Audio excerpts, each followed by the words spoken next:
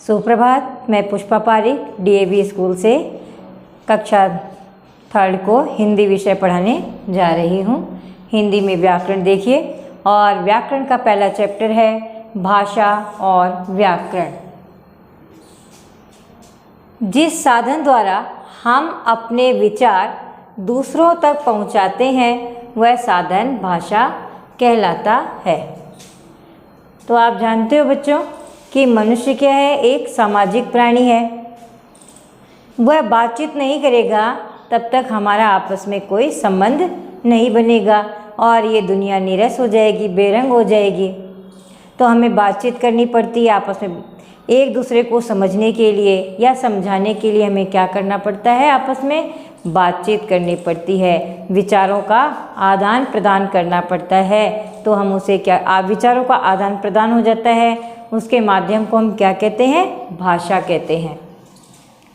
तो आपकी परिभाषा क्या बनती है, जिस साधन के द्वारा हम अपने विचार दूसरों तक पहुंचाते हैं वह साधन भाषा कहलाता है। जैसे आपसे मैंने बातचीत की, आपका नाम क्या है, तो आप मुझे बताओगे सुनकर कि मेरा नाम अवन्या है या रितिका है, कोई भी नाम आप मुझे बताओगे। फिर मैं आपका जवाब सुनूंगी और फिर मैं आपसे दूसरा प्रश्न करूंगी। तो ये हमारे में क्या हुआ, बातचीत हुआ। कई बार हम लिखकर बातचीत करते हैं। जैसे आपके पास किताब है, आप उसका लिखा हुआ पढ़ते हो और पढ़कर फिर आप जवाब देते हो, तो वो भी एक भाषा का रूप होता है। कई बार हम संकेतों के द्वारा बातचीत करते हैं, हंसते हो, रोते हो, नाचते हो, ये क्या संकेत है। खुश होते हो तो हंसते हो, कोई कभी दुखी हो जाते हो तो रोते हो, तो ये क्या है, ये भी संकेत होते हैं। किंतु संकेत हमारे गलत भी हो सकते हैं और सही भी हो सकते हैं, किंतु भाषा का भी एक माध्यम है। तो हमारे माध्यम है यानी विचारों का माध्यम है। हमारे मन में जो भी भाव आते हैं, अच्छे बुरे, हंसी के, खुशी के, हम उसको पढ़कर, सुनकर, लिखकर हम उसको बताते हैं, समझते हैं, समझाते हैं। अर्थात जो आपके विचारों के आदान प्रदान का जो माध्यम है वो क्या कहलाता है, भाषा कहलाता है। अब हम देखते हैं कि भाषा के कितने प्रकार होते हैं। तो मैंने आपको पहले ही बता दिया कि हम क्या करते हैं, पढ़कर, लिखकर, सुनकर, संकेत के द्वारा अपने विचार व्यक्त करते हैं। तो भाषा के भी 3 रूप होते हैं, किंतु जो संकेत जो हम करते हैं ना वो कई बार गलत होते हैं। क्योंकि मान लीजिए आपके घर में कोई आया है तो आप उसका सही संकेत नहीं कर पाते हो। आपको भूख लगी है और पेट में दर्द है, उसका भी संकेत सही नहीं हो पाता है। कई बार कोई आ जाता है आपके घर में तो आपके घर वाले तो समझ जाते हैं कि हाँ कोई आया है, पर दूसरा नहीं समझता कि कोई आया है और उसको आपको संकेत इस ढंग से दिया गया है। तो सांकेतिक भाषा जो वो मान्य नहीं है। आपके 2 ही भाषा मान्य रखती हैं, मौखिक भाषा और लिखित भाषा। तो हम क्या देखते हैं, भाषा के कितने रूप हुए, 2 रूप, मौखिक भाषा और लिखित भाषा। मौखिक भाषा वह भाषा होती है जो मुंह से बोलकर हम अपनी बात प्रकट करते हैं। मुंह से जो बात हम बोलकर प्रकट करते हैं उसे हम क्या कहते हैं, मौखिक भाषा कहते हैं। यह है अस्थाई रूप, यह अस्थाई होती है। जैसे मान लीजिए आज आपने कह दिया मैडम मैंने होमवर्क इसलिए नहीं किया, मेरे पेट में दर्द है, किंतु मैंने आपको और डांटा तो आप थोड़ी देर में कहोगे नहीं मैडम मैंने तो ये बात कही नहीं थी। तो मैं आपको सिद्ध नहीं कर सकती कि आपने थोड़ी देर पहले ये बात कही थी। या और भी कई बात होती है, आप झूठ बोल जाते हो, या कई बात किताब में गलत लिखी होती, किताब के द्वारा आप बोल देते हो कि मैडम इसमें लिखा था, किंतु जब आपसे पूछा जाता है कहाँ लिखा था तो आप नहीं बता पाते हो।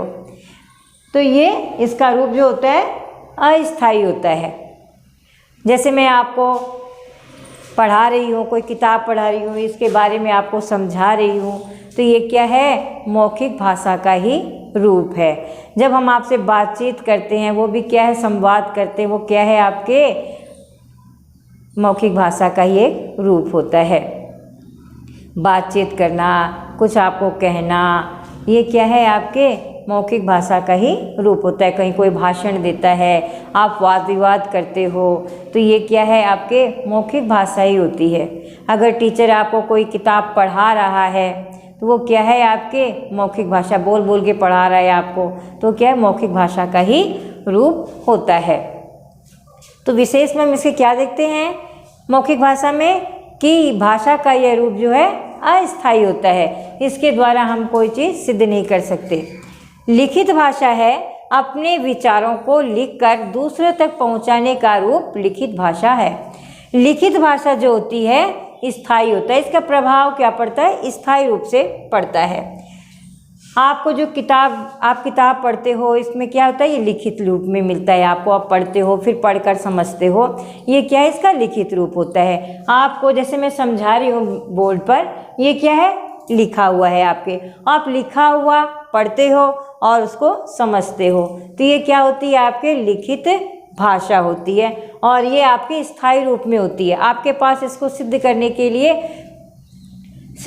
लिए होता है कि भाई आप कोई बात गलत लिखी हुई तो आप बता सकते हो, मैडम आपने गलत लिखा है, देखो ये आपने गलत लिखवाया है, तो हमको मानना पड़ता है हाँ गलत लिखवाया। किंतु जो अगर हम बोल देंगे गलत, आप नहीं बोल सकते गलत बोला है, मैंने कहा नहीं बोला है, तो आप नहीं सिद्ध कर सकते हो, किंतु लिखा हुआ आप सिद्ध कर सकते हो। तो इसका प्रभाव जो होता है स्थायी पड़ता है।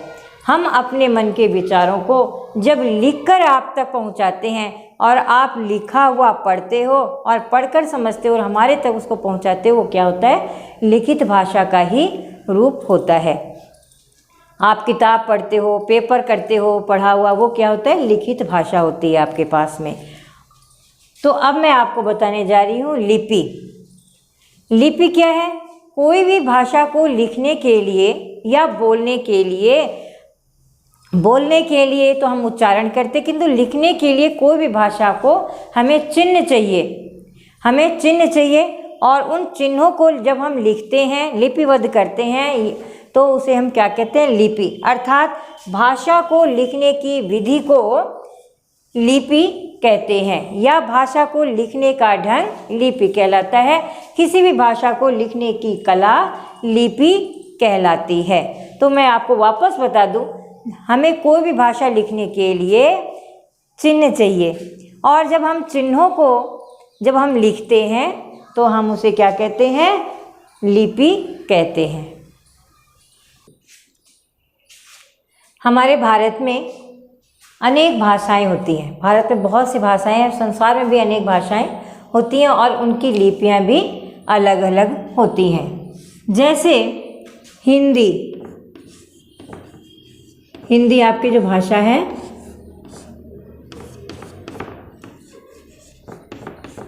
उसकी जो लिपि है देवनागरी है,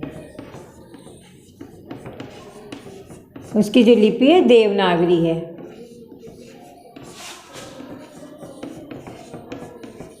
संस्कृत जो भाषा है,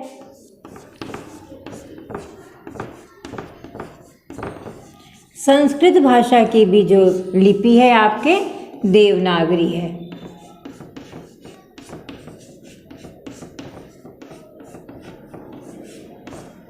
गुजराती,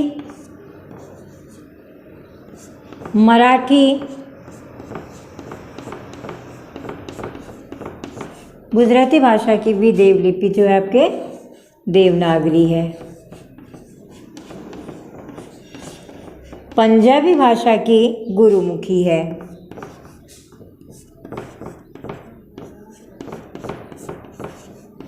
पंजाबी भाषा की लिपि गुरुमुखी है।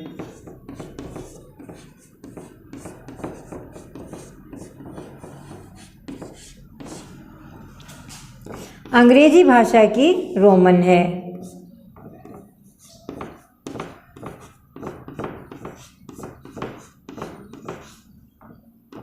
अंग्रेजी भाषा की जो आपकी लिपि है वो रोमन है।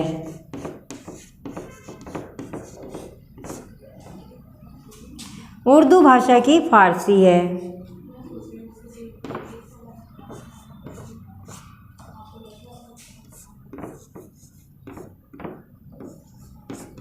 इसकी फारसी है।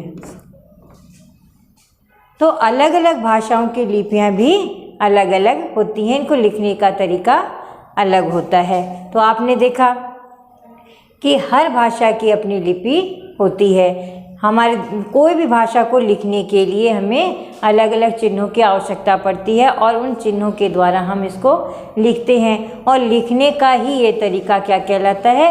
लिपि कहलाता है।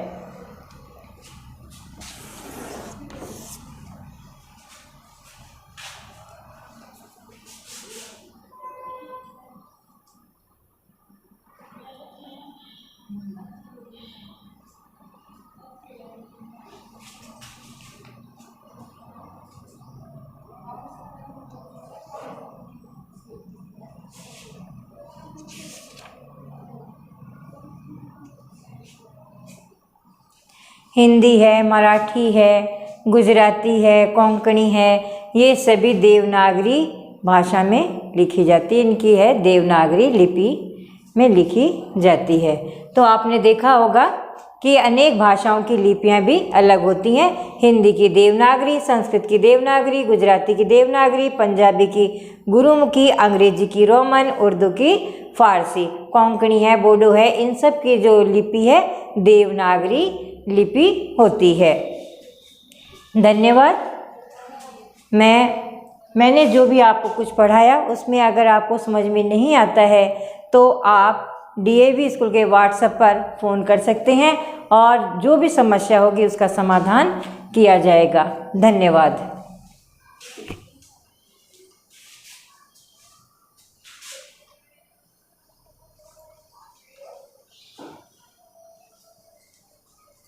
हो गया क्या?